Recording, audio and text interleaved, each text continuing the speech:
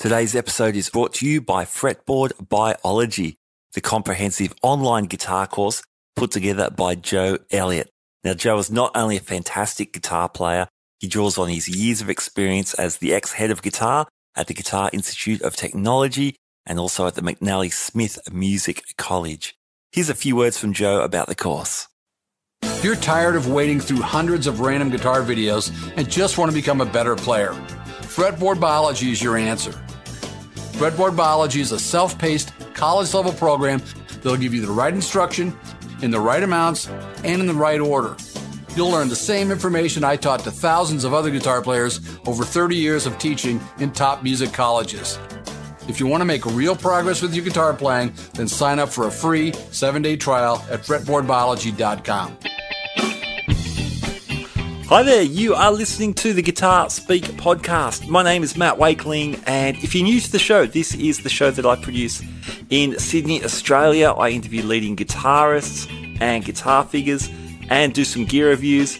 And also, the Guitar Speak podcast is home to the iconic series wherein I'm joined by two great friends for a roundtable discussion. Tonight we're talking about NAMM, and I am joined by Rob Rhodes. Hello. Hey Rob, and Gabor Josika. Hey, hello. Hello. So NAMM, we covered this last year, which was lots of fun, and we're back at it again.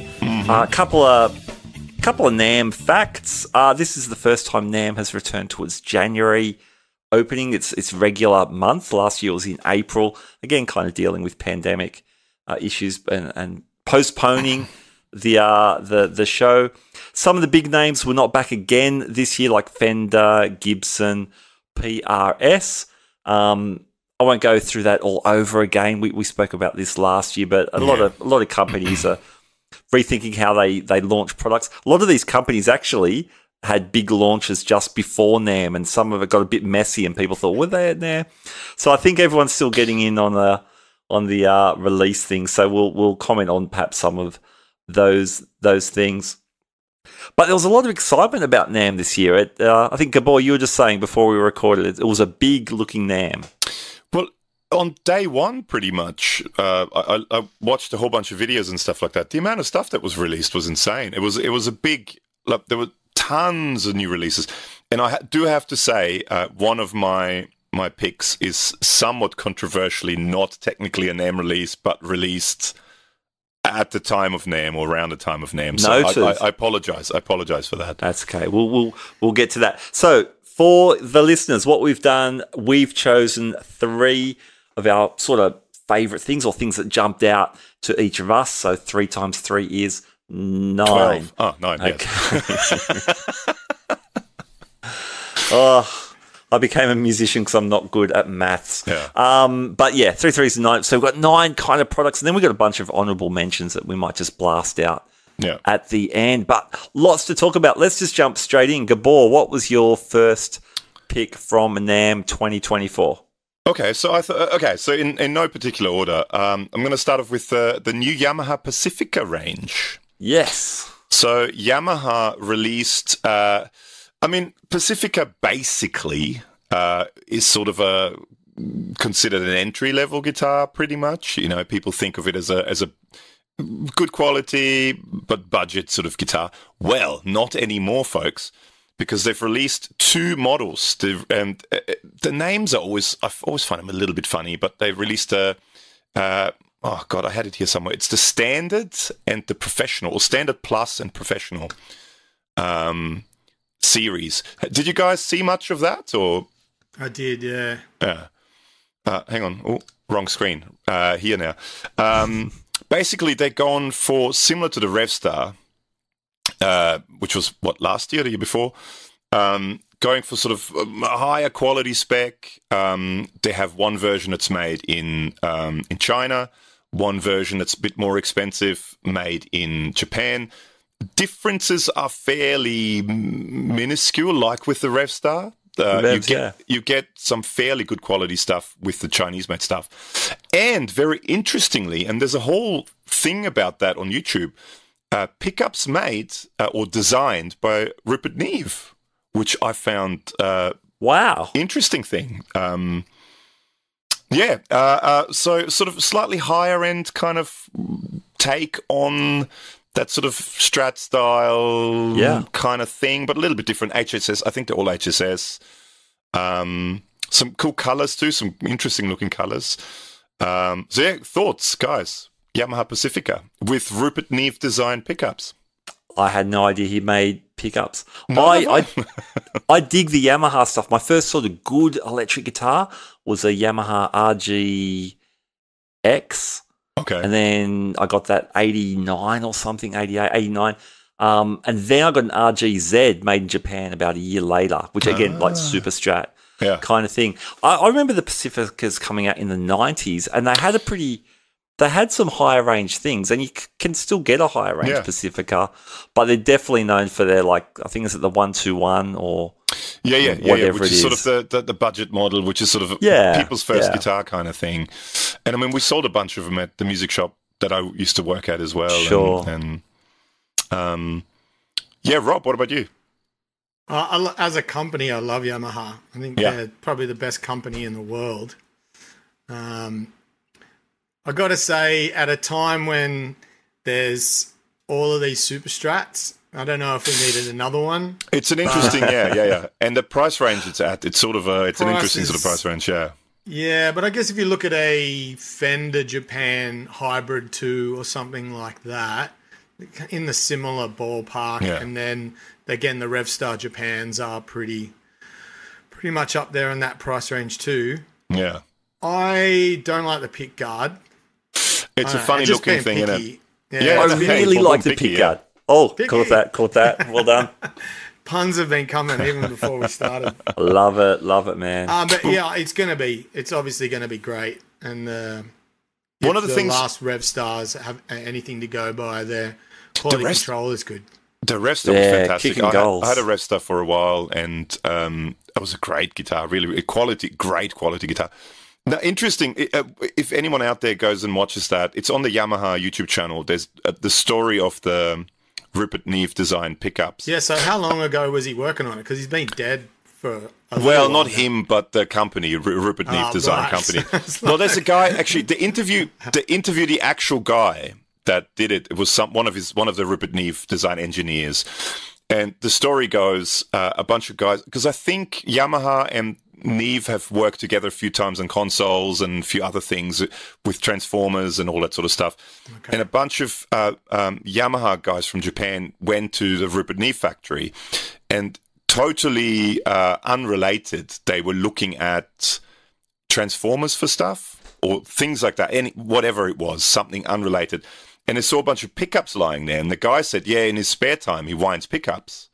That's something he does. And he showed him some of the pickups he winds, and they loved the sound. But then apparently it took, 2-3 years. It was, I think, 2019 or something when that started, or maybe even earlier.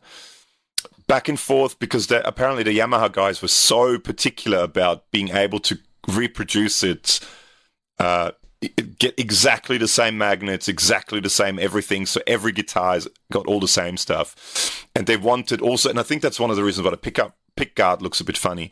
They wanted, and they mentioned, I think EVH was mentioned, Eddie Van Halen. They wanted the humbucker to be mounted to the guitar, not the pick guard. So direct. Direct mounted for better transfer of stuff. And I mean, it's an interesting video to watch. Interesting sort of, like, I think it goes for about 8 minutes or something like that. But it's them talking about how the Rupert Neve design pickups came about, or Rupert Neve company design pickups, Maybe they should have put some Neve preamps in those new Yamaha digital mixers, because I've not heard good things about those new mixers. So I'm staying out of that. All right, Yamaha Pacifica, souped up. I dig them too. I like the scratch play, but it looks kooky. Interesting, and you know good quality trem and all. I'm sure there'll be good guitars. I think the cheaper one comes in a really good gig bag. Since I've started, doing the YouTube stuff and doing videos, to me, one of the things, especially that sort of price range, getting good gig bags or cases with it, to me, is a deal breaker and deal maker. Okay. The Yamaha gig bag is killer. It's almost like mono kind of quality kind of gig bag, which you get for the cheaper one. You get a good case for the higher end one. To me, that's there are a lot of other companies. I'm not naming any names, but they are well-known companies who their deluxe gig bags to me are not very deluxe at all. And to me, Or that you sort don't of get stuff, one. or you don't get one at all. The To me, the EVH 5150 didn't come with a gig bag. a lot of, well, I didn't want to name Fender, but I'm named Fender. But yeah, a lot of those guys, they, to me, it does make a huge difference, including something specifically that fits and it's a good quality gig bag at that price range. To me, is a deal maker.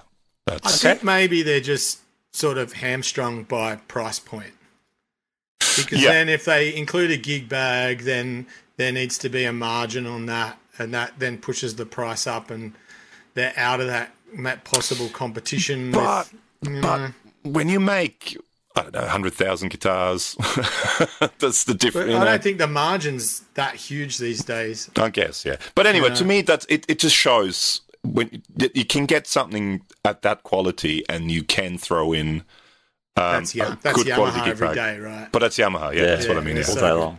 Yeah. Rockin', man, rockin'. All right, Rob, what's your first bit for us? Well, I, funnily enough, just picked amps.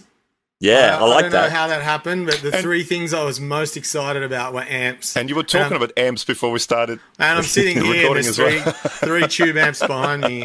And so the first one I picked was the new Friedman vintage range. Yeah. And he's done a recreation of his 68 Plexi. Nice. Interesting little fun facts about that is it has a built-in variac. Yeah. Yeah, I love that. And it just gives you that, it just drops the voltage, which is really cool. And it just, all of the demos that I saw on YouTube at NAMM were like, they all had a little section was the Van Halen sound. And everyone like pulled that up, and it's great. Of course. In a time when it's all about neural DSP and plugins and Kempers and Axe Effects and Helix, that there was a really strong valve amp, vintage valve amp presence at NAMM this year. Yeah. And Definitely. that grabbed me. So, yeah, that was my first pick. And, you know, Dave Friedman is just a bit of a genius when it comes to... But he released the IRX last year, so it's a pedal form of an amplifier. And then he goes... And he didn't really go into what's going to be in the vintage range going forward, but he said this was the first thing because all of the Friedman amps are pretty much based on his 68 Plexi. Yeah. And then have been modded from there. So did you guys see that one? Yeah, I watched that. That was great. He's just got to say, like, and you know, little name dropping here, but I had the pleasure of hanging out with him for a few days because at that YouTuber event where I was at a few years ago at Henning's Place, 42 Gear Street, he was there too, and we had lunch and dinner and stuff together, and I was sitting and hanging out and chatting with him a couple of times, and his knowledge is just insane. I mean, he's a mega nerd when it comes to that sort of stuff. Mm-hmm. But I mean, you have to be to do that. But his knowledge of all that stuff is just insane, and his amps are amazing. Like every single Friedman I've ever played is absolutely killer, and I'm sure whatever he makes is awesome. I've never even been close to one. A couple of pedals, but I've never seen one in the flesh. I played most of them, including the Steve Stevens one with the ray gun on it. That's the one I would love. I'd love it. Yeah, you would. But yeah, no, they're amazing amps. I mean, they have a really unique sound, and I played most of them. My favorite probably out of all of them is the Jerry Cantrell, the JJ. That's a great amp. I really like that one. That is cool. I've never played one either, but one of my favourite Marshalls in the HX Stomp is not really a Marshall, it's a Friedman. It's the Placator, which I like, which is not a real Friedman, we all know that. But it's pretending to be one, and I enjoy that. I use that too. I did a direct gig due to some weather issues a couple of weeks ago on the boat, and I went direct with the HX Stomp, and same thing, Placator.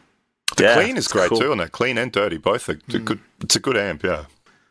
But awesome. If just talking about it gets me closer to one, then I'll thank whoever sends one to me. That's it. Rob Rhodes, care of the Guitar Speak podcast, will forward on any amps that turn up.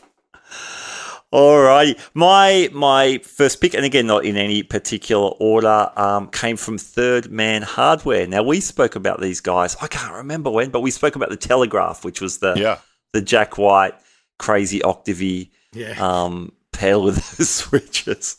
That's cool. I didn't really know much about Third Man Hardware apart from that, but I guess what's becoming obvious is they like to collaborate with other builders and designers and things, so that's cool. So they released 2 products at NAMM this year. One was called the Triple Threat, and it was just a very simple 3 effect in one little stomp box. You see lots of these things for sale for not a lot of dollars. $99, I think, $99 US. This is $99, yeah. And one's on its way to me currently, so there'll be a video of it on the channel soon, yeah. I was getting, because it's made in conjunction with Donna. Yeah. I was going to ask, do you guys on the Super Fun Happy Awesome Happy Show pedal? We have worked with Donna in the past, and they're sending us one, so it's nice. It's coming.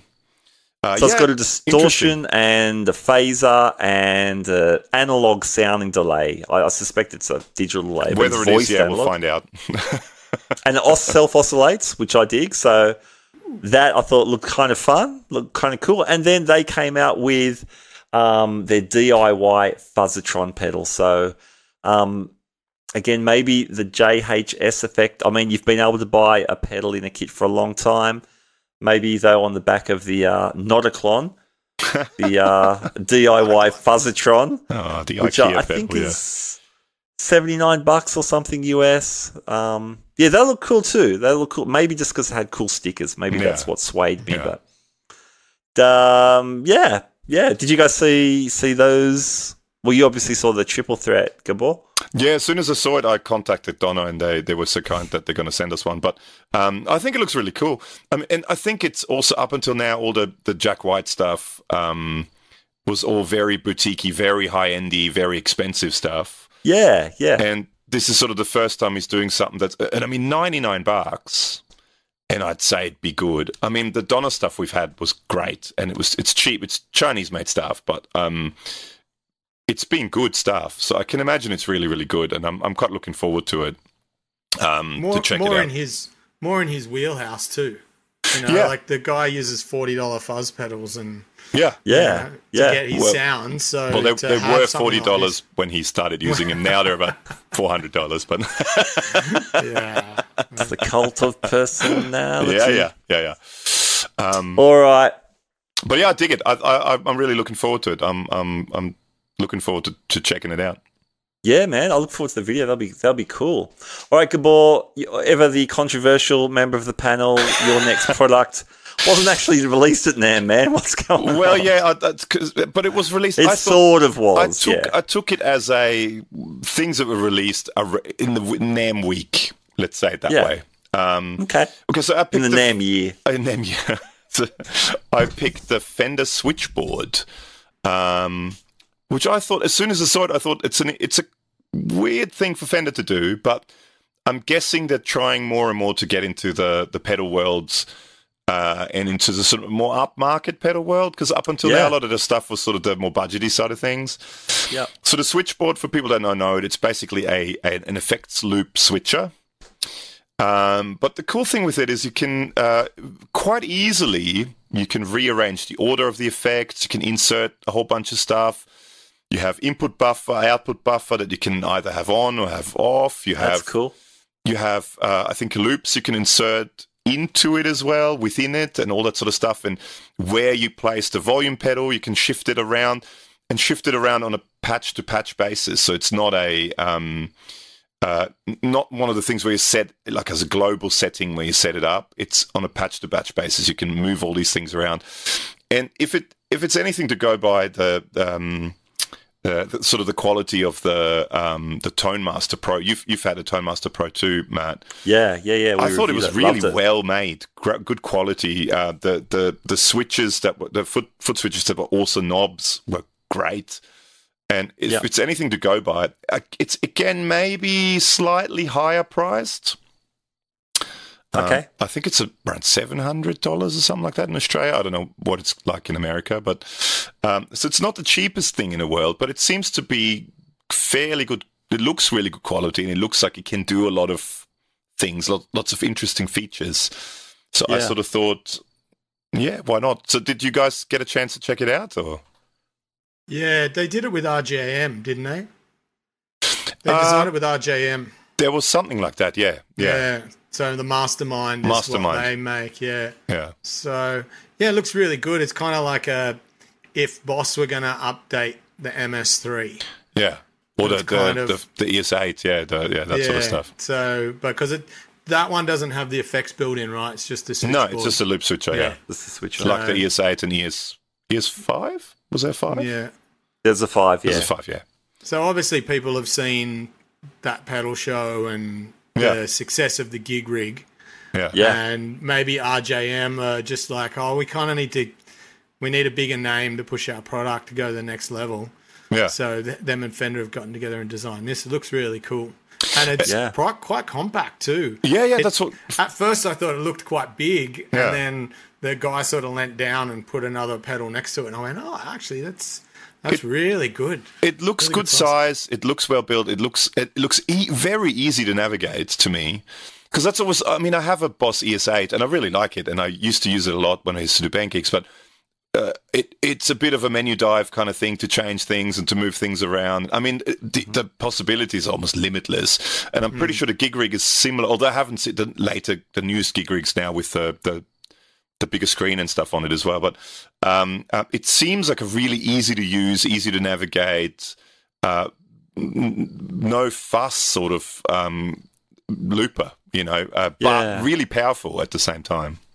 That's cool. I mean, that's what they were going for with the Tone Master as well, so maybe that's part of their thing. Yeah, I think... So when you said 700, is that US or I think Australian. I think that's in Australia, $799 in Australia. So I'm going to say... That competes with the ES8. 500-ish, maybe US, something like that. Yeah, that sits pretty squarely with an ES8, I think, if I remember. Yeah. Oh, yeah, in that ballpark. Yeah. All right. Well, a NAMM-ish release from Fender, and I've got a NAMM-ish release later as well. NAMM Rob, adjacent. give us another amp, Rob. All right. Well, because I'm like a rule nerd, I stuck to the brief here. But again, another amp. Yes. Thank you, Rob. Ouch. Thank you, Rob. Ouch. Respect. Someone has to be the the compass. Come on, guys. I had the new Slash amp from Magnatone, which had been talked about quite a bit leading up to it. And just hearing the story of him having some M80s that he liked, and that was sort of where they started. But again, it's kind of like that. It's like a Marshall Plexi JCM 800 style sound. Like when people were playing through it, when I was listening to the YouTubers demoing it, I was like, sounds like a Silver Jubilee-ish. There's a bit more of a vintagey feel to it, but like as much as you can hear that on YouTube. Yeah. But and coming out of that, Slash has a blues album coming out in March. Oh, really? Where he used the red snakeskin M80 that was built for him prior to the Slash signature coming out. But obviously he made the connection. Richard Fortas plays Magnatone, and he was sort of introduced that way. And it looks like a Marshall. It looks like a Plexi style Marshall with very similar looks to the Friedman. It has the snakeskin when you get in there close. I think it's green snakeskin, isn't it? Green and black. From what I saw, I can't remember off the top of my head. But it's got that sound, and again, companies going back to the tried and true sort of sounds from those late 60s, early 70s Marshalls. But at quite a premium price too. Well, remember the Slash signature Marshall? Oh yeah, true. They were 800. They were ridiculously expensive. Yeah, crazy. Yeah, we've seen what happened to Silver Jubilees since Slash and Bonamassa tout regularly about them, and how the prices have gone through the roof on those. Yeah, true. It just seems like these things can't be done cheap anymore. No. If you want them cheap, there's options out there for that style of amp, but that made in America, hand wired. Yeah, you're going to pay a premium, especially now. So that was my pick number 2. What did you guys think about that one? Oh man, I liked it. I thought it sounded awesome. Yeah. So are they all handmade? Is that the big deal, Rob?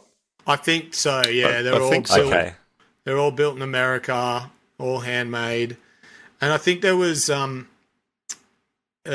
his name escaped me. The guy from Anderton's went in nice and early and played it, and he was just struck by how loud it was. Oh, in your face.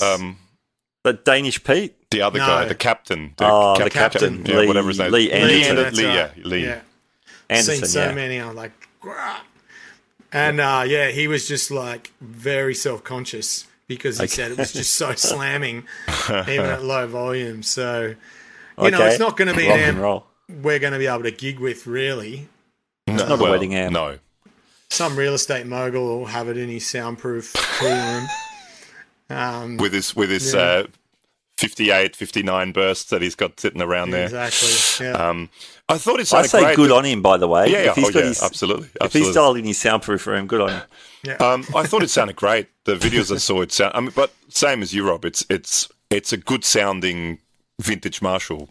Yeah. That's pretty much what it is, and no, but I liked it. It looks. I think Magnatone stuff looks really cool too. Even they kind of went for the Marshall look as well, sort of, but still, there's something about the Magnatone written across the top. Something about it. I like the look of Magnatones. I always thought they looked good. Yeah, I wish they had gone for the classic Magnatone look with it. Somehow incorporated the slash look into that. Yeah, but because it's going to be hard to stand out from a crowd. He's going to have a wall of Marshalls, or he's going to do a wet, dry, wet with a Magnatone somewhere in his rig, which is what he's been doing. Yeah. And it's just kind of going to get lost in amongst all those Marshall badges. Yeah. Yeah. But cool, great sounding amp. Yeah. Again, if you want to send me one, happy to take it. Ooh, the Friedman or the which one should I use today? The Friedman or the Magnatone? Still both stereo. Wet stereo. Yeah, stereo. Dual mono. Either way, it's going to sound great. Alrighty, my next one. I think we might do one more before we take a break. Sure. Rob, you mentioned there were many super strats. You guys know, I'm a strat dude, and I love the super strat. So, ladies and gentlemen, drum roll. PV Vandenberg reissue. Killer. I remember when this came out, I don't know, probably about 1990, pretty much on that cusp, just before grunge ruined before grunge revolutionized. Sorry. Before they put all those hairspray companies out of business. That's right. It was workplace health and safety. It was too flat. The stages were way too flammable. That was the problem. So PV, early 90s, PV was working with... Did you guys hear that? Or was that just me? No. That was just me. So in the early 90s, PVs, it seemed like they're sponsoring everyone. They've got Van Halen on board with the 5150. They've in Whitesnake, they've got the bass player Rudy Sarzo's playing a signature bass, and they create this super strat for Adrian Vandenberg, the guitarist. Was with Whitesnake for a long time. Due to a bunch of circumstance, didn't record a lot with them, but I believe played the guitar solo for Here I Go Again, the iconic solo. So yeah, cool super strat. Always dug the little violin style cutouts. I thought it looked awesome. It's funny because Adrian Vandenberg's really tall, and this guitar looks really small on him. It's kind of like John Mayer with a Strat. You go, well, a Strat's a normal looking guitar until someone. And you see Paul Simon with a Strat, and it's. Yeah, that's right. Yeah, but I dug it, and there was a cool that kind of soft pink, which is all the rage nowadays. That salmon pinky one. I kind of like that. I'm not into the quilt kind of thing. No, me neither. Yeah. Does the world need another super strat? I don't know. Probably not. But why not? Why not? One more. I think it looks pretty cool. I like that is it called a hockey stick? Kind of that reverse hockey stick. It's very it's kind very of like Kramer, a hockey stick thing. Kramer vibes. I do like the look of it. I think it's like you said, those kind of extra little cut-in dingies I kind of like. I'm just going to be totally honest here. I've never heard of Adrian Vanderberg before we did this podcast. You haven't. I mean, I have heard of Whitesnake, but I couldn't tell you a Whitesnake song. Here we go again. Here we all go again. Here we all go again. There you go. So now I know one. Here they go again. Here they go again. So I know that one, and I do like the inlays too. I think the inlays look cool. The sort of. What is it? Is it meant to be like a heart monitor thing or something? Heart monitor, yeah. Because it looks kind of like that. Like his career, like... Well, it has, on a 12th fret, it has like a little... Sorry, cut that out. I think he's doing all right.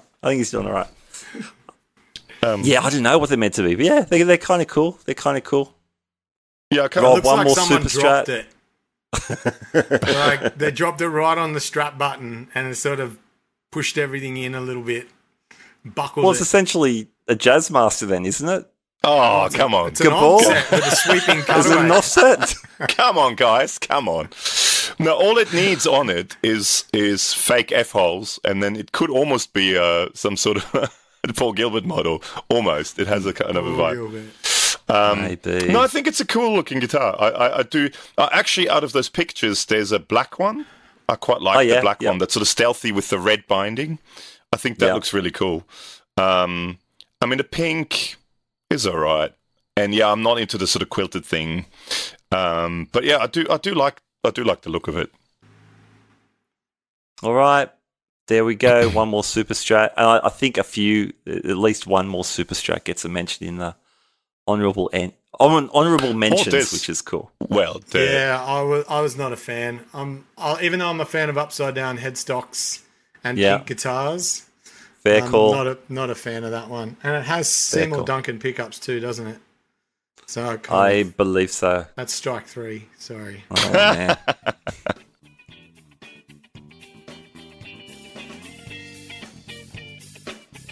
This episode is brought to you by Fretboard Biology, the comprehensive online guitar course put together by Joe Elliott, ex-head of guitar at the Guitar Institute of Technology and the McNally Smith College of Music. I was one of the beta testers for the course and can say as a music educator, I was really impressed by the logical sequence of learning. The course has also been endorsed by players such as Brett Garsed and Greg Cupp. For more details, check out the links in our show notes.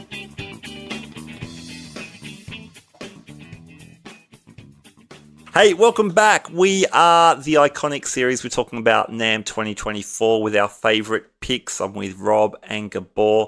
We're having a good time. We're talking about a bunch of stuff. We're back to, I think, you, Gabor. What was your next pick for NAMM 2024? All right.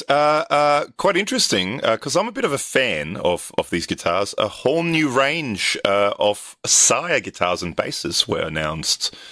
The Marcus Miller basses and the Larry Carlton guitars. Now, if you go to the website, there's a whole, it shows you all the new stuff. Some of the basses look really cool too. There's a bunch of sort of Music Man kind of looking basses. But guitars, there's some really interesting stuff actually. I don't know. Did you guys get a chance to look through some of it or? I did. There's heaps of new guitars. There's heaps. There's tons. And amongst it also, which I found very interesting, are these sort of, I guess it may be, what's his name? I always think of the guy from The Muppet Show, but it's not The Muppet Show. The guy from Polyphony? The guitar player guy? Tim Henson? Henson, not Jim Henson, Tim Henson. Okay. That thin body nylon string guitar that he brought out? Okay, yeah. Well, with Ibanez, They brought with Ibanez, well, the Larry Carlton series, they've got a thin body, similar sort of shape, steel string and nylon string they just brought out. Speaking of super strats, Matt. Come on, man. They brought out 2 super strats as well, Larry Carlton super strats, the X5 and the X10. Well, I should mention also, while I'm all excited and giddy about it, so they had weird kind of a number system for their guitars. So they had a 3, a 5, and a 7 series. I don't know why they chose odd numbers, but they went for odd numbers. So there was an S3, S5, and an S7, which is S3 and S7. Why they didn't pick 6 with guitars, I don't know, but they went for 7. The 7 was the higher end, the 3 was the lower end. So now they've got a 5 series that they kind of put in between, and they also got a 10 series, which is sort of top of the line with fancier materials and all that stuff. And they brought out the X5 and the X10, which are very sort of shreddy Ibanez with Floyd Rose looking guitars. I don't know if you've had a look at them. Yeah. Looking at them now, yeah. With quite an ugly headstock, but I mean, that's a different sort of story.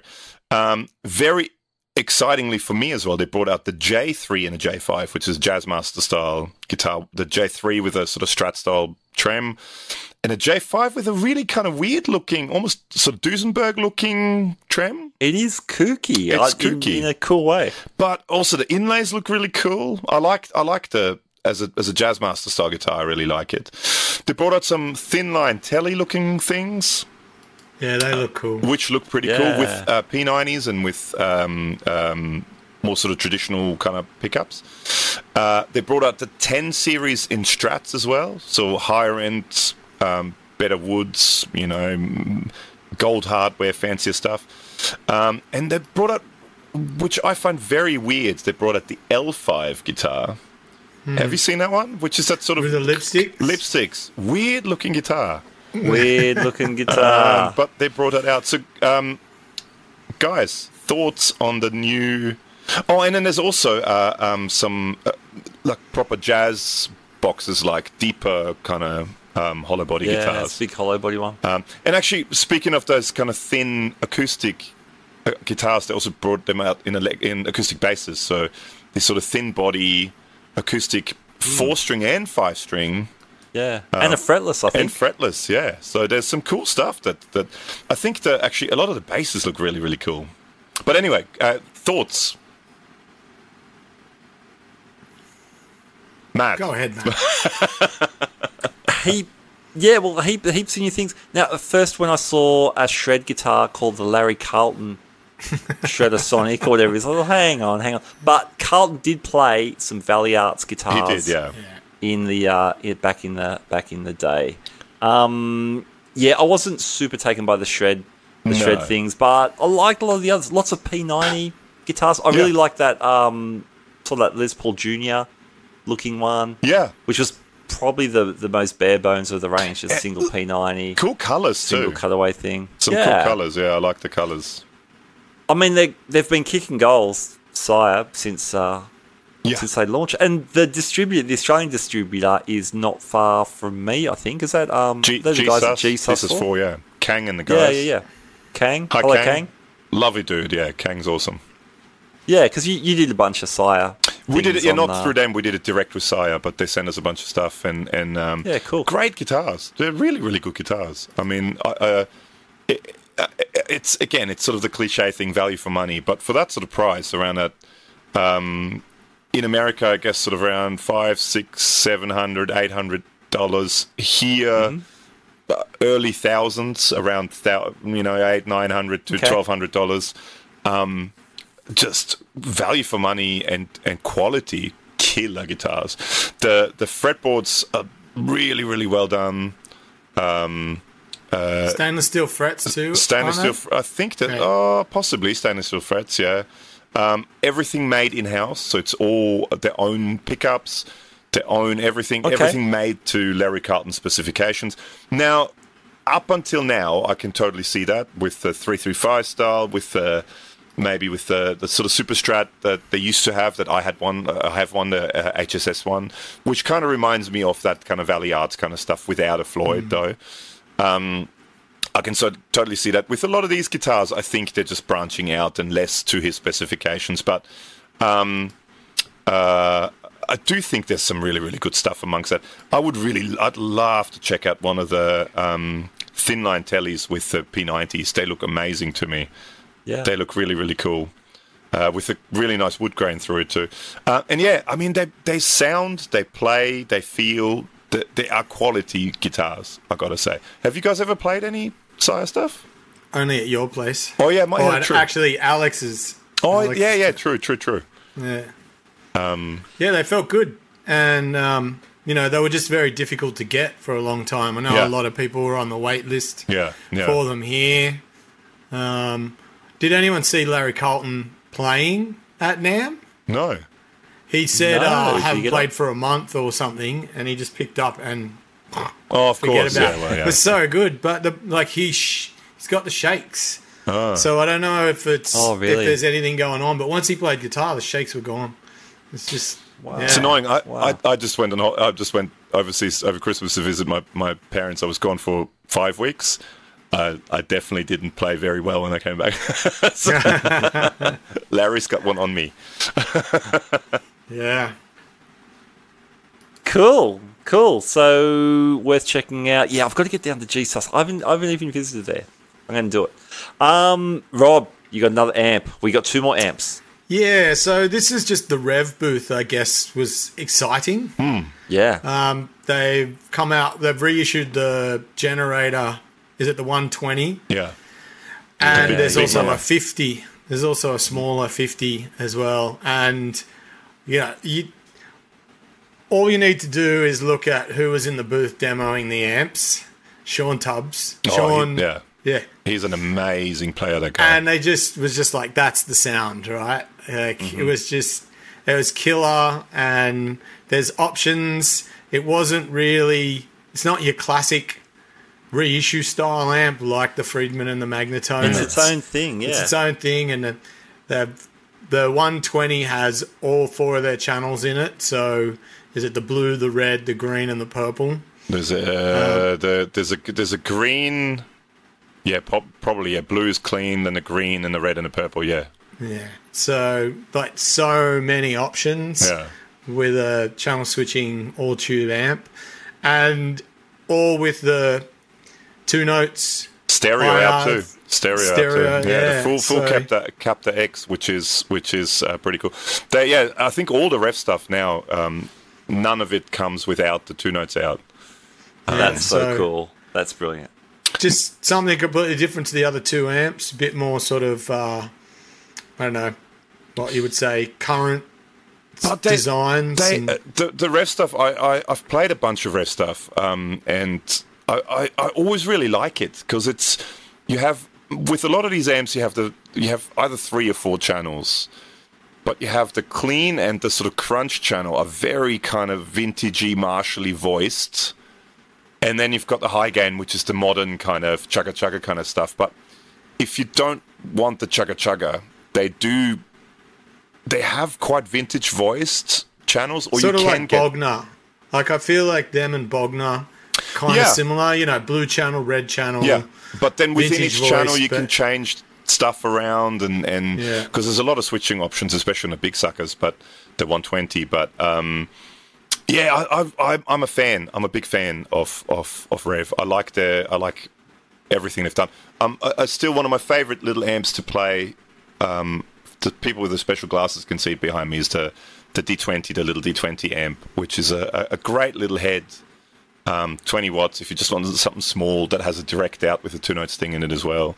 That's a great pedal platform. They're awesome. Yeah, I'm a fan. Well, they kind of remind me of what Rivera was doing in the 90s, It's kind of got similar vibes. Or Mesa Boogie as well before that. Mesa Boogie. Yeah, sort of lots of options, catering for the angrier people and crowds, but also catering for the less angry people.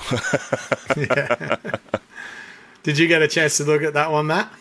Yeah, I dug it as well. I really like the 2 note stuff just being standard now. It makes it so usable. Oh, yeah. So keeping your tones. Because essentially, once the 2 notes kicks in, you don't need like a cab power soak or anything like that. Hey, see, you can just... The cool thing with those as well is with all the Rev stuff is you unplug the speaker and it knows that there's no speaker, so it has a load connected instantly. Because that used to be a really dangerous thing, obviously, without a load. So I have an old... all those load boxes. On like an old Hughes & Kettner amp, and you had to switch it to whether you wanted to be load box. And if you accidentally don't do it, you still fry your amp. But with that, it knows. So as soon as you unplug the speaker cable, it knows that there's nothing plugged into it, and it just goes out through the 2 notes. And then all the switching options as well, because you can run it before the power amp or after the power amp. So the actual out, so you can run it where you can run it. Oh, awesome! Yeah, that's cool. So you can run it in different places where the actual out comes, and then all the options. And I think they're both Bluetooth as well, so you don't even need to connect it to a computer via USB. I think the generators are Bluetooth, so you can do all the stuff on your iPad for the 2-note stuff via Bluetooth. Okay. So, which is built-in Bluetooth, which is really good. So, and 2-notes. I can't speak highly enough about 2-notes. We work with 2-notes now on the YouTube channel, but even before that, I bought my Torpedo Live well before I had a YouTube channel, and I used it, and I can't tell a difference between in a live scenario or in a recording. I can't tell a difference between a real speaker that's mic'd and that. I'm in the middle of a bit of an experiment at the moment where I'd been using the Cab M live, so between the head and the cab, instead of a mic, almost 2 years instead of a mic.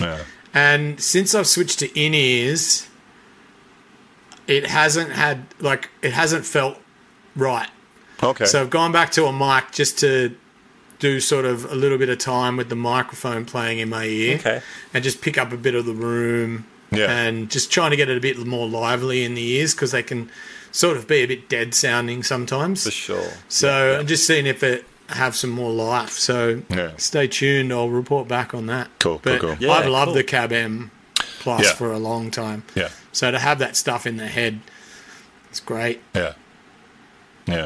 Love it. Yeah, Rev doing great stuff. Great stuff. It's cool. They are their own thing, and they are doing new stuff, which is fun. I mean, we all enjoy reissue stuff to different degrees, but it's cool seeing the other end of it too. My last main pick is sort of it is an amp. It's the Laney 412 box. It's a quad box, but it's FR. I think it was a little bit before NAMM that it was released, but I'll let that go. Okay. Alrighty.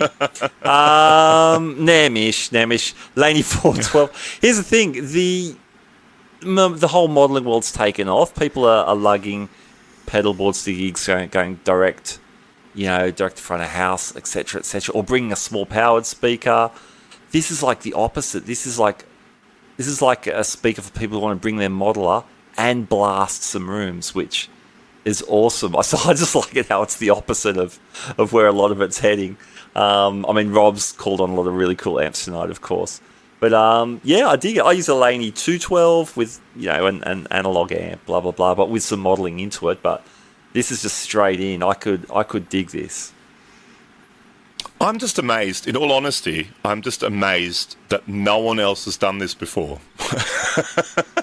Well, people have been hinting at traditional guitar boxes, like Fender have just done some, but like a 1x12 kind of thing. Or there's a 112 and there's a 212 or a 210 with a horn in the middle. But a 4x12. I'm amazed no one has ever done that before. It's like I think because people would have just used like a Freya or something into a quad box. Yeah, probably. Yes. Or the Seymour Duncan thing, a lot of people use that. That's what is it called? The little power amp thing, Seymour Duncan thing.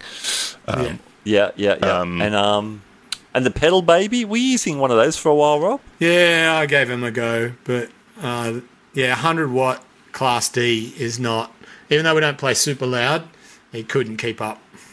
And I had two of them. I was running two of them in stereo.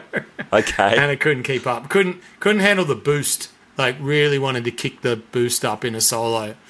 Yeah. Okay. Kind of collapsed. I've been using a DV Mark micro amps, 50 watts, Class D, and it's crazy loud. Yeah.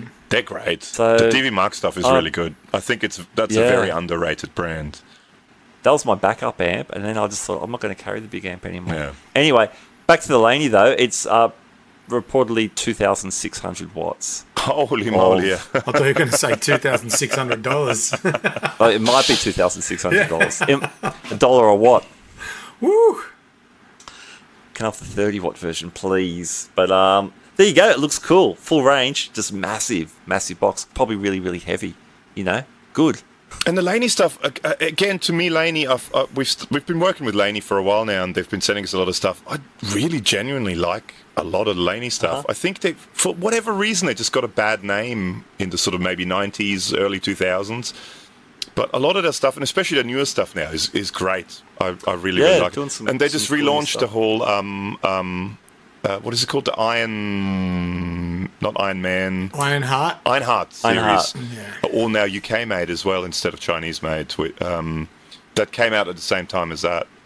Yeah, right. And they're great amps. I mean, I think Laney's just one of those brands that for whatever reason, it got a bad name, bad rep for whatever. Do you think it was maybe that VC series? Maybe that kind of seemed to be the thing that put them, because the GL series was going well, and the Iomis, Paul Gilbert, all those guys were using the bigger wattage. And then the hybrid stuff that came out, that was it was pretty crap. Yeah, but then the Lionheart gets really good reviews. They're great. And Sam Vincent has been spooking that Laney, the vintage range. I think that's the Lionheart. Lionheart, yeah, the blue one. Blue and it sounds amazing. You know, and Bergs has been using Laney's on his channel for ages. You know? Ages, yeah.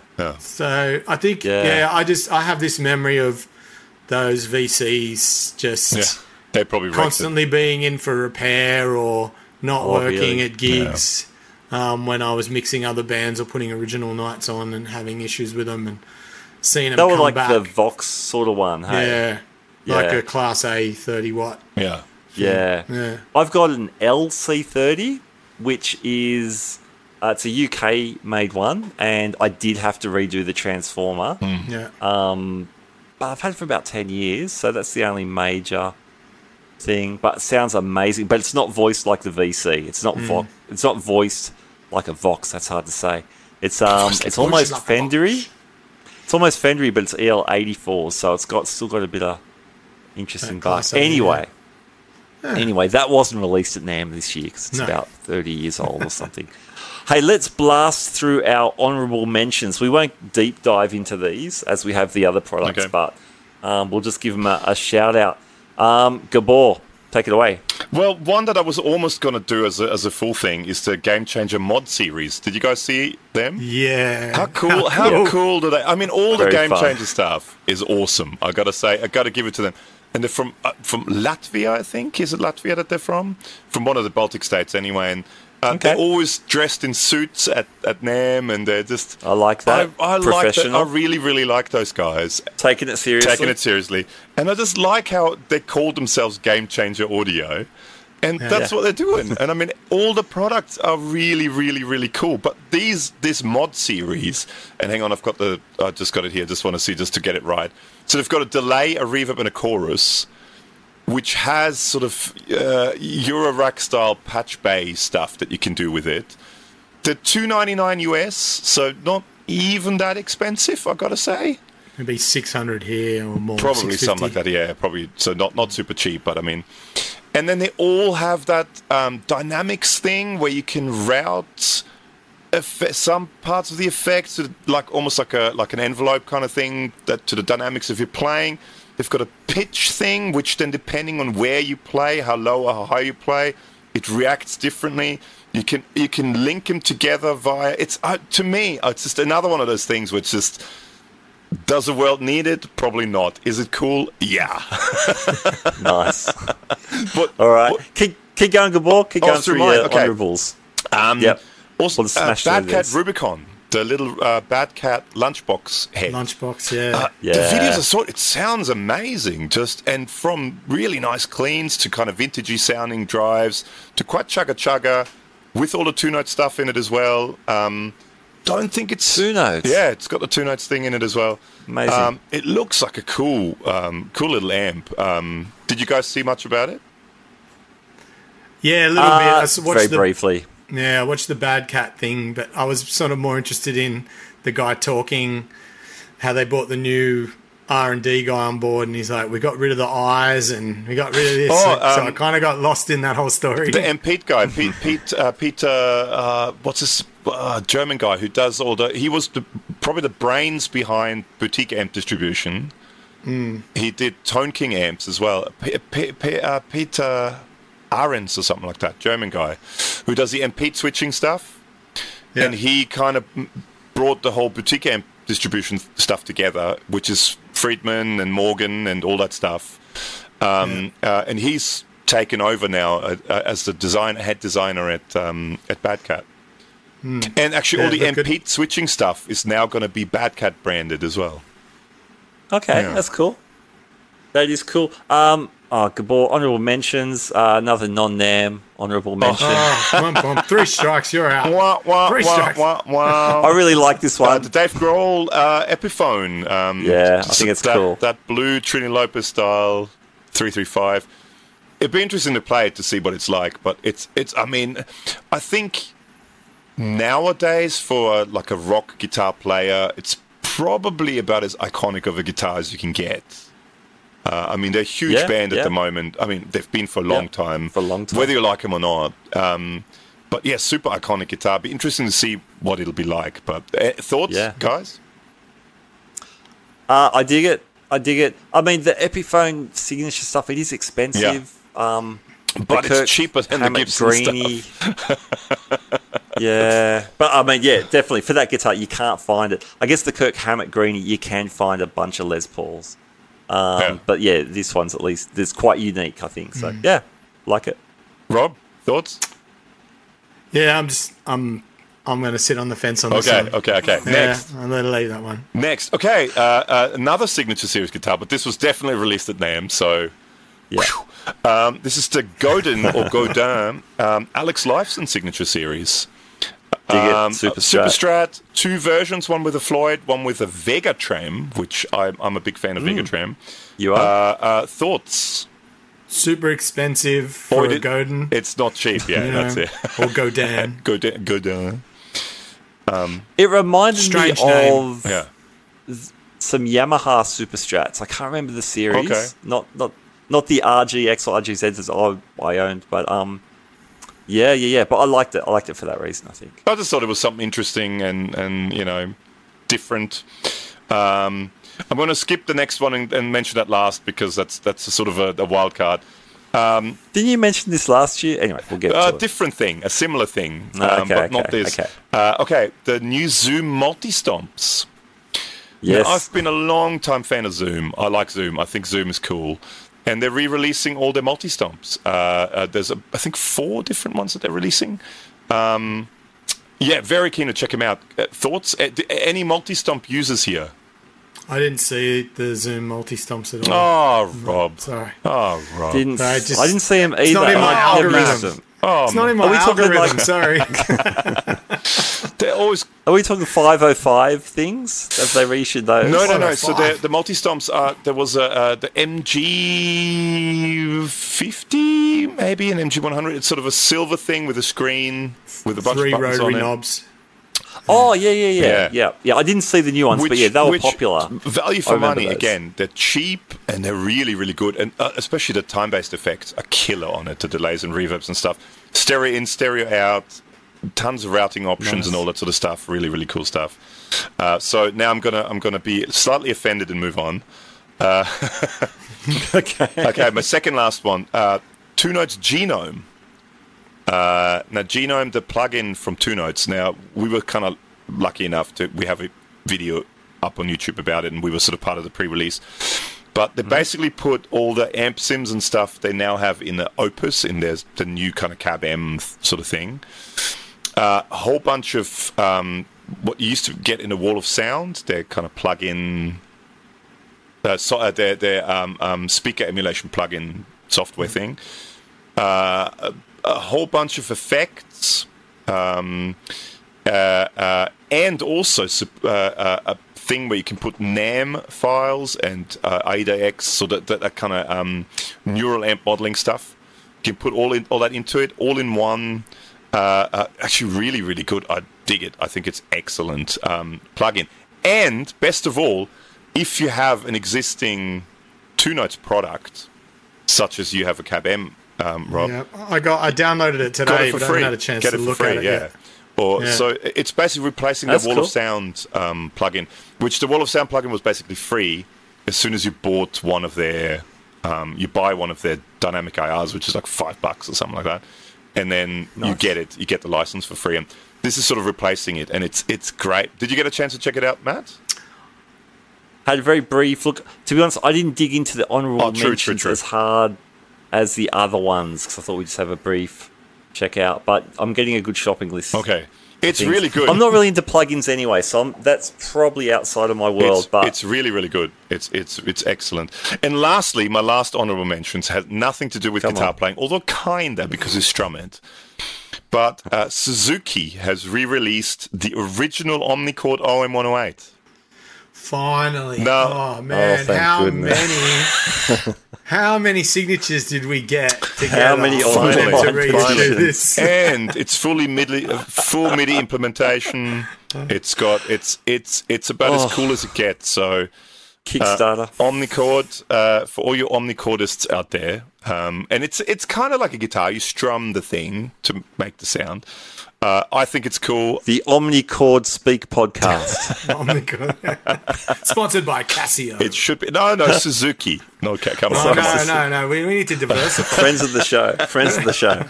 Anyway, I think everyone should go and get it. Just forget about guitar. Omnichord is the future. Didn't you say this last year? No, that was the other one. What is it called? Future is now. No, the other one that's kind of like an Omnichord. That they send us one. I forgot what it's called, but it's. I made a video about it. Put it in the show notes. I forgot what it's called. I'm going to check out what it's called. called. All right. I love it. Rob, what was your honourable I'm going to blaze through mine. Thanks to Jackson Audio, Full Tone is back. Yeah. Regardless of your feelings about Mike Fuller, he started the whole boutique pedal movement. He was before Keeley. He was before JHS, before all of them. And his pedals are always quite affordable and just great sonic pedals. Like, just every pedal's great. And now working with Jackson Audio, still being handmade, built and assembled in the States. Cool. Good to see Full Tone back. Big Full Tone fan, regardless of all the other stuff. I thought the best looking booth at NAMM, honourable mention to Cream Guitars. Yeah, how good was that? That booth was killer. And even the guitars looked cool. Like colour changing guitar. Yeah, that was so killer. Cool. I could take that to the bank. I love it that like some of the big companies are not there who used to do big stands, but people still just bring the full party mode. I love it. Yeah, that was a good shout. And everyone wanted to be photographed on that throne. The throne, yeah. Like surrounded by all of that. It was great. Love it. I did find the Victory Amps custom shop release is quite interesting too. Yeah. Couple of amps there with so many finish options to personalize it for yourself. I think they keep pushing the envelope, Victory, which is great. Amp in a box and preamp pedals in a box and all that kind of stuff. It's great. With 2 Note stuff. Yeah. A big fan of theremins, so I wanted to give a shout out to the Stylophone theremin. See, we need an Omnichord and a theremin. And by the way, it's called the Instachord, the thing last time. The Instachord, that's right, yeah.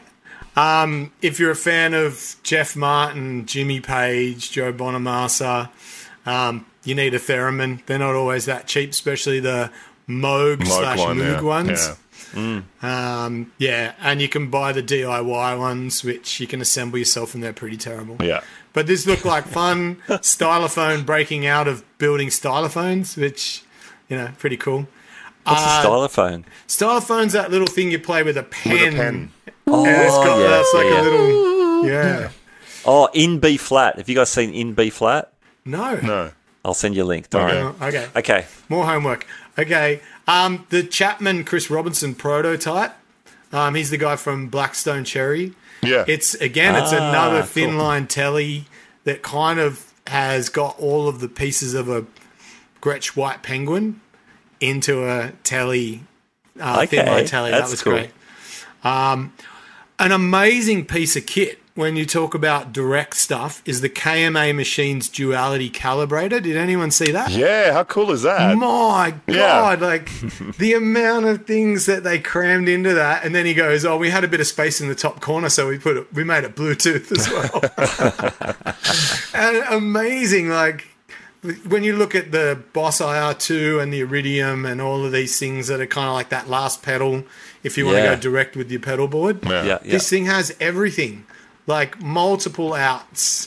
It was crazy good. And all in a 9-volt, small real estate, crazy Amazing. good. Enrico, the guy from KMA, he's a very smart dude from Berlin. And if he's listening, hi Enrico. He's cool dude. I love that. I thought that was excellent. I need to check one of them out. Genius. And like he was captivating how he talked about it, and very entertaining. So if you're looking for something, and it was quite affordable too, it's in that Strymon Iridium kind of price bracket, but with so many more features. So amazing. And then I thought the Neural DSP was the pick as far as stands went. Oh, but there was nothing there. Second, just soon. So soon something's coming. Maybe they missed it. They got their calendar wrong or something. But that was quite funny. Maybe they thought it was April again. Yeah. Well, that was cool. That was funny. I like it. That's a lot of mystery and hype right there. Yeah. So Very they were cool. my honourable mentions. How about you, Matt? Liked them. I had a couple. I had the Ernie Ball string vending machine. How cool is that? That's very cute. There's a rehearsal studio in Sydney. I won't name them, but they do a similar thing with a vending machine. I remember that. They've taken some chocolates out. They've got some strings, and they might have some beverages that belong in a licensed venue, which I don't think most rehearsal studios are, so I won't name the name. We know nothing. Okay. But that was cute. Okay, and not quite NAMM. The EVH SA126, which is Wolfgang's signature kind of model. It's it's like the gloopy 335. Dare I say, Gabor, the offset 335. An offset 335. If it wasn't for the headstock, the headstock cool. is a bit hideous, but other than that, I like it. Yeah. I think, and there's been heaps of pictures of Wolfgang playing it on stage for forever. They are coming out in May, is the word on the street. Ooh, cool. And it'll probably be midweek too. I love all the internationals tour midweek now. I was talking about the guitar. I don't know about. I thought you. Okay. So Sorry, Mammoth man. aren't coming out. Okay. I know you're a fan. I'm sorry. I already have my order in, possibly to get one lent to us by Fender EVH to do a video with when it comes into town. So cross fingers, we might get one. I think it looks good. The headstock I'm not a fan of, but other than that, I think it's a cool looking guitar. I'm sure it'll be good. Yeah. And last but not least, I didn't write this in the notes, but the Gibson jigsaw puzzle guitars that connect together, which I think they did in conjunction with those Palotti guitars, or I think I'm pronouncing that perhaps incorrect. And it comes on the back of the Clontor guitar from last year, which they built with Sully guitars. They do some weird stuff. Actually, I didn't mention it, but have you seen the Schecter Razor Blade? That's another Machine Gun Kelly one. Machine Gun Kelly. Trogley did it, and Trogley did it. I haven't seen that. It was kind of cool. Yeah, why not? What an odd looking. And the Ormsby guitar stand, he's doing some like great stuff with resins and shout out to an Aussie guitar company over there. Cool stuff. Yeah. And I think the other thing I noticed was so many wavy fret guitars. Fan frets, wavy frets. Fan fret, Like so many of those types of guitars. Multi-scale guitars. Multi-scale, okay. Because I think fan fret is maybe an Ibanez trademark, possibly. Okay. So it's multi-scale. Wasn't it Novak? Wasn't Novak the first? But whoever called it fan fret, someone trademarked fan fret. So some companies can use fan fret, some can't. But whatever it is, multi-scale guitars. Is it like champagne? I think so. Yeah. Okay. Yeah. Fair enough. Hey, NAMM 24. That's a pile of gear we've talked about. That's cool. I loved it. There was good more. lists, fellas. There was even more. Oh, it was so much. There was so much stuff. I couldn't get through that many videos. I was trying. But how about a question without notice? What would you like to see at NAMM 2025? Gabor. Well, I mean, I would really love to see Fender finally releasing the SuperFunAwesomeHappyTime pedal show signature Jazzmaster range. Yes. But with the 2 notes built in. Built in the guitar. But I don't know. I don't know what I would like to see. I think it'd be interesting to see. Well, this year was the year of the amps, really. Maybe next year let's do more amp sims, but like physical ones, not plugins. Physical amp sims.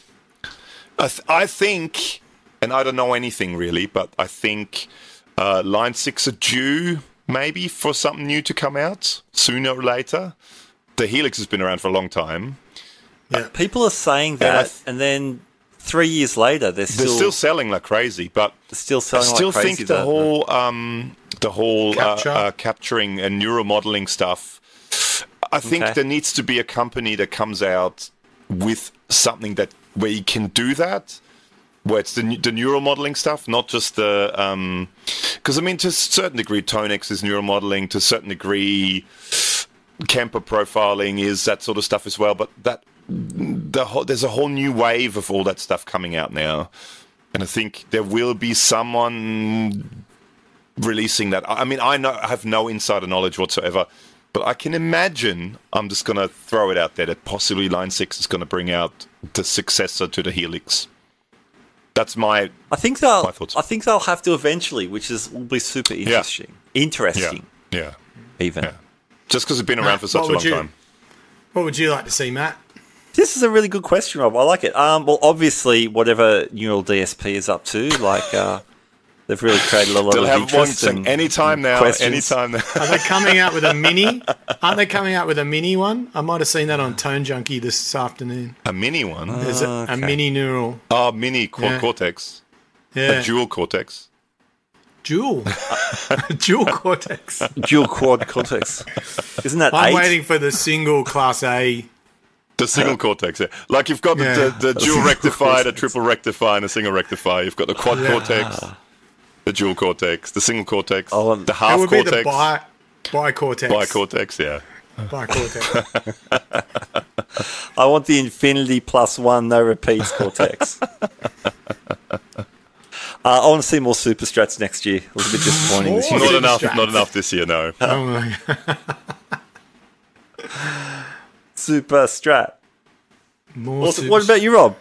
Question. Yeah, I know. I said it, but I'd like to see like quad cortex, all of that, just in a really simple combo or a head.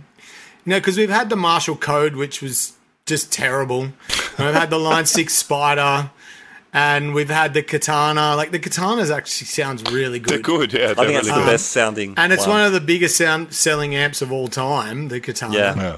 That something that's a bit more for the pro, that is also intuitive, has a good user interface, but really simple, and that maybe comes with a floorboard that's you can program in Stompbox mode or patch mode or whatever, and really easily access it. Maybe access Bluetooth or something like that. But it would be really good to see that crossover of both, and someone do a really good job of it. I'd like to see something like that. And you could maybe it has a pedal drawer built into it that you can like put a few of your favorite pedals. You don't need them on the floor, and they just like pull out. Because did anyone see Jason Isbell's latest rig rundown? No. Just the pedal drawers in the rack. Like that guy, check it out. It's when you live close to the venue and you can bring every piece of vintage gear and a couple of fridges worth of pedals. That guy is just a freak. So cool. But yeah, I'd like to see something like that, because we've just seen all like plexi reissues and hand-wired vintage amps. It might be good to see an affordable sort of Kemper style powered head or something, Yeah. It'd have to be, like you said, it would need some sort of floorboard so you can switch sounds, because on those amps you mentioned, you can dial in a gazillion sounds, but it's all dialing on the panel. And Yeah. I've got it. Switching. Cyber Twin reissue. I was going to say PV Viper reissue. PV. Oh, no, we got to get the Wiggly first. We got to get the PV Wiggy. The Wiggy. Well, that's what The they should Wiggy. reissue, the Wiggy. Yeah. The Line 6 Axis reissue. Oh, yeah. Johnson amplifiers. Oh, they were cool. They were cool. I would like Because to didn't see Line that. 6 buy There we them? go. That's what happened. I think so. That's sort of what happened. Yeah. Bought the tech. And we But never yeah. heard of them again. Well, yeah.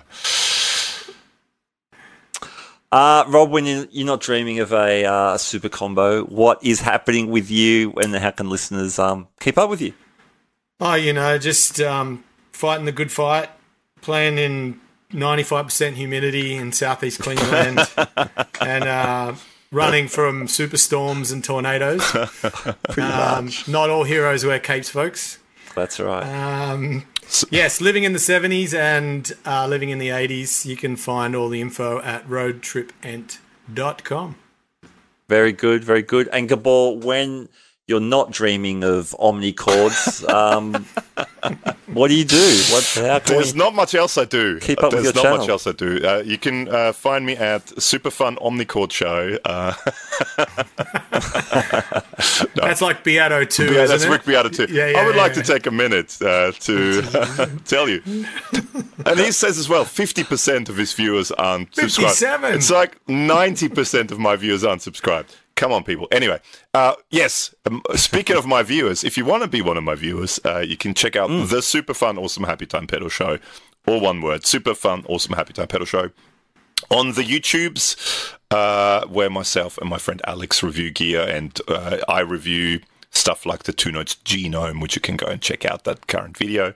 Or if you're in the Noosa area, come in on a weekend, come and check out a gig I'm doing somewhere around Noosa somewhere probably. So, yeah. It's tough, but someone has to do in it. 95% humidity with 38 well. degrees. Yeah. It's been fun. There we go. Rock and or roll. Guys, thank you so much. We covered a whole heap of gear, and I think we'll agree that NAMM 2024 is an absolute cracker in terms of the breadth and the interest generated. Crack City. Hey, thank you to Fretboard Biology, sponsors of the show. Please check out the links in the show notes. And huge thanks to you both, fellas, Rob Rhodes and Gabor Josika. No. Huge thanks Matt. to you, Matt. Thanks, Thank boys. you, Matt. Yeah. Thanks once again. Thanks for coming. Let's do it again sometime. And I think the only thing left is to draw on the wise words of wisdom from our friend of the show from episode number 150, Mr. Michael Schenker, who told us all to keep rocking, keep on rocking. keep on rocking Indubitably. Catch you next time. Bye. Bye-bye.